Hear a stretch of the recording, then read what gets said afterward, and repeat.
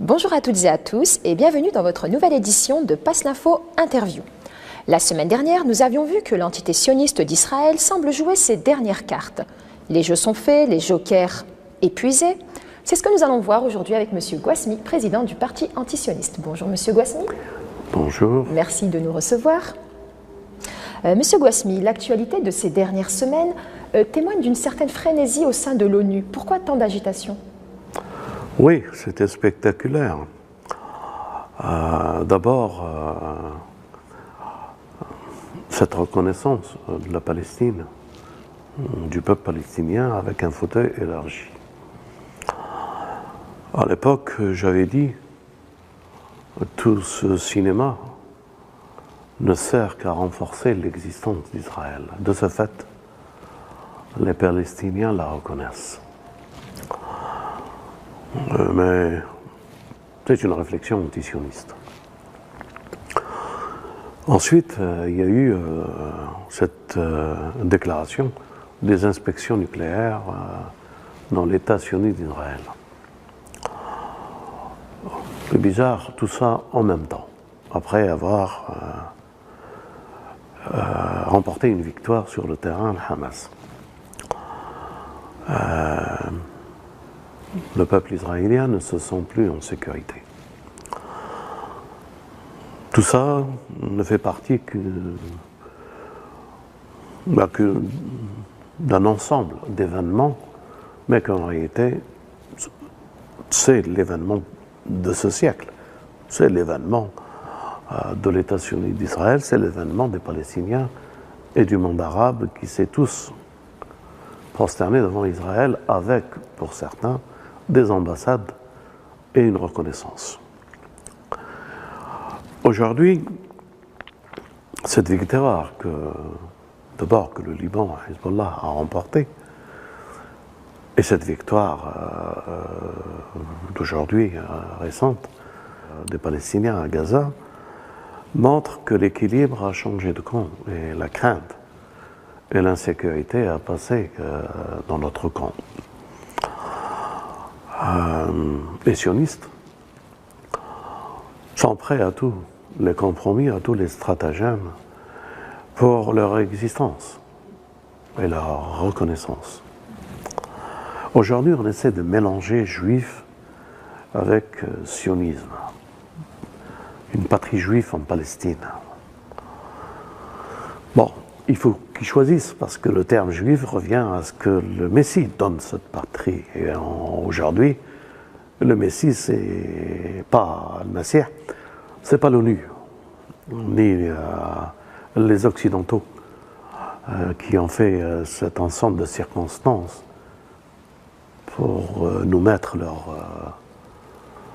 leur sionisme sur la Terre Sainte. Donc, c'est pas juif, c'est plutôt un concept, une idéologie politique, raciste, etc., colonialiste. Pour notre part, ces urgences montrent qu'il y a un grand déséquilibre à l'intérieur. Alors, ça donne différentes options et différentes visions. La première, ces agitations, comme tu les appelles, à l'ONU ne sont que pour que l'ONU reprend sa virginité et dire qu'elle pense aussi à des réflexions et à un cadre d'une justice, alors qu'avant, cette justice, elle était à deux vitesses. Elle était d'abord pour Israël. Mais encore plus, cette agitation, elle peut démontrer une chose en dehors de la poudre aux yeux pour la communauté internationale. Elle peut montrer qu'aujourd'hui, ils peuvent faire la guerre à l'Iran, puisqu'ils sont capables de pouvoir gérer dans ce qu'ils appellent la justice, un fauteuil élargi, pour préparer un deuxième État l'un à côté de l'autre. Plan pour certains qu'ils approuvent, mais pour nous, nous disons tout simplement non. Nous voulons un État en Palestine, l'État Palestine déjà à son origine, juifs, chrétiens, musulmans, en harmonie et en paix, une alternative pour le monde, une solution, un témoignage, un phare pour notre humanité. Donc cette agitation, pour nous, c'est pas pour avoir deux États, non. Pour eux, oui.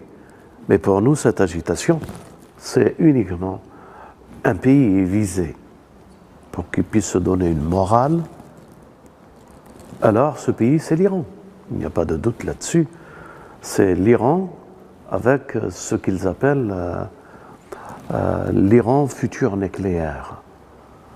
Alors, ils peuvent frapper l'Iran futur nucléaire parce qu'ils pensent qu'ils feront des inspections à l'Iran, à Israël, qui, elle, a des ogives nucléaires. Quand ils iront faire ces inspections, c'est pour regarder quoi? Une centrale nucléaire. Israël a des ogives nucléaires dans ses missiles, elle a dans ses sous-marins, son armée est dotée de l'arme nucléaire.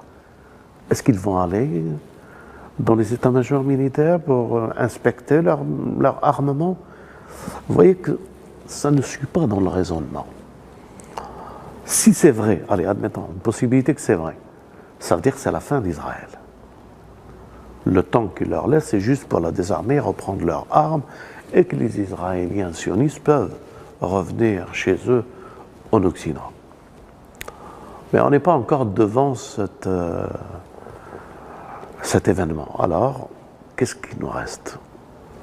Projeter encore une fois le phare sur Téhéran pour frapper l'Iran, faire une guerre à l'Iran. Ou jouer la carte syrienne pour briser cet axe de résistance. Aujourd'hui, si la résistance existe, c'est grâce à Hezbollah, la Syrie et l'Iran. Vous pouvez en être certain, pas une seule cartouche n'arrive en Palestine pour protéger les Palestiniens.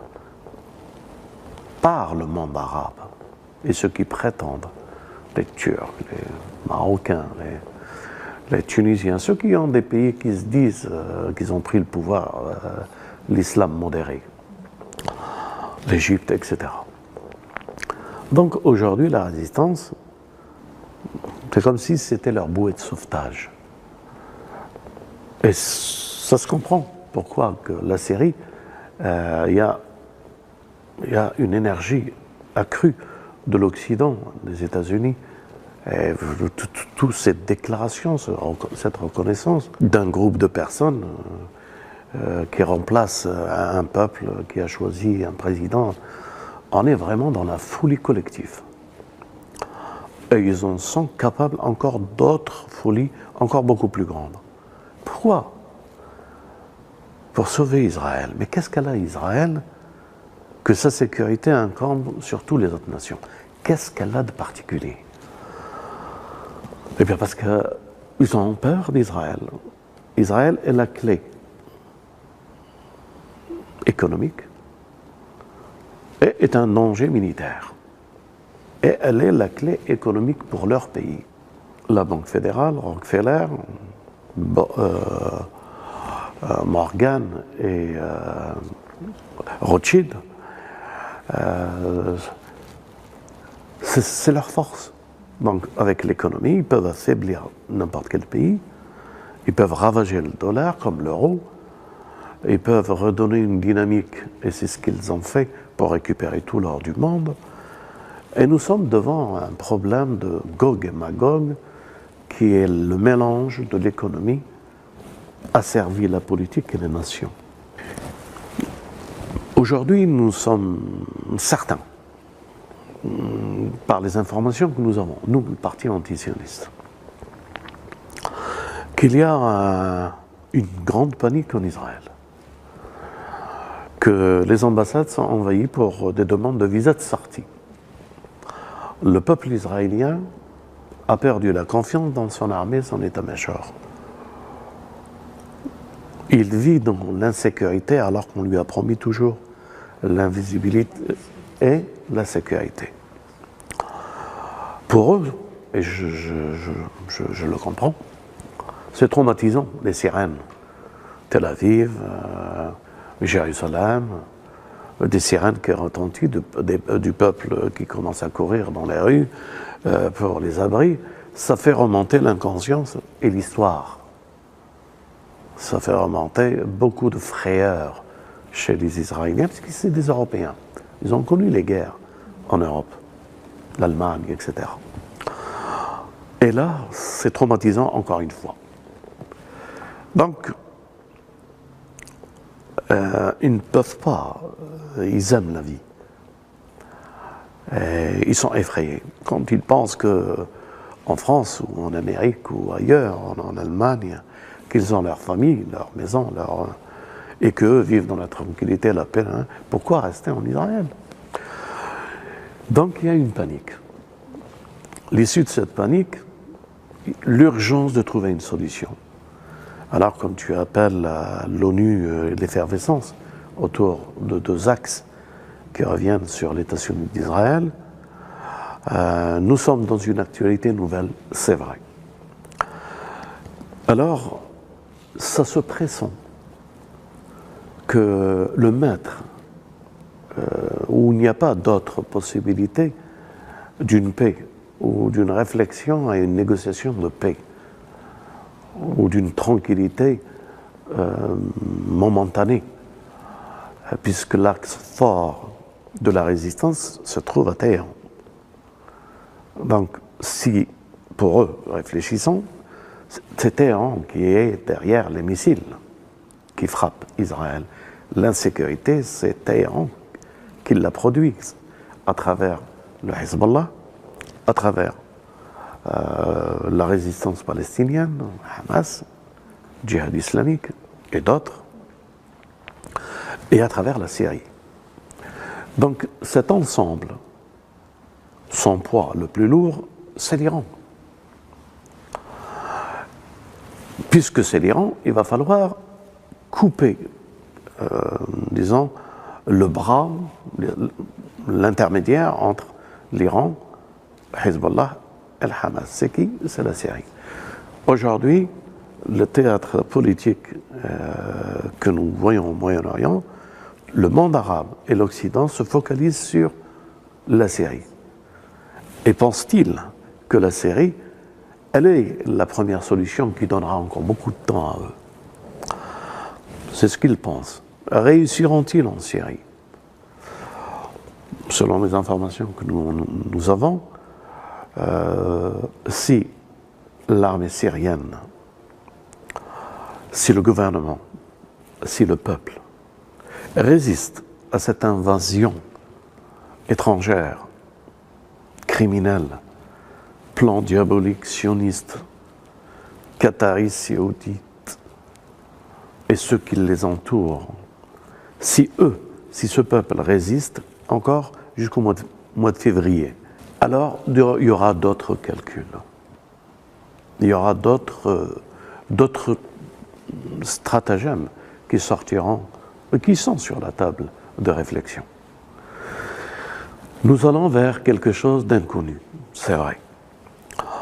Mais nous avons de l'espoir, nous avons un sens à notre vie. Nous croyons que bientôt, il y aura la fin d'un monde. Pas la fin du monde, comme il est dit dans les films hollywoodiens ou l'Occident, des planètes, Maya, je ne sais pas trop quoi, et que ça va faire bousculer le soleil. Non, non. Le maître d'œuvre de la création, c'est Dieu. Dieu n'a pas fait un jeu, ni un hasard dans sa création. Dieu est le meilleur des stratagèmes dans tout ce qu'il a créé. Par contre, c'est vrai, nous rentrons dans un tournant. Mais ce tournant, c'est la fin d'un monde de l'injustice. Nous croyons qu'il va y avoir la fin du monde de l'injustice qui a duré depuis des décennies, des milliers d'années, et qu'elle prendra terme, nous l'espérons. Nous l'espérons qu'elle prendra terme avec le sionisme.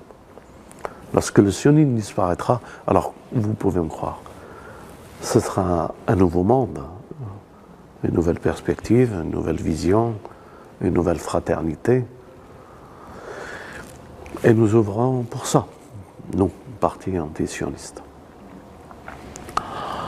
Je crois que j'ai répondu un peu à ce que tu veux et à la prochaine fois. Merci beaucoup, Monsieur Ghosmi. Merci à vous de nous avoir suivis et à dimanche pour notre prochain journal télévisé Passe l'info. Et n'oubliez pas, Passez l'info. passez l'info.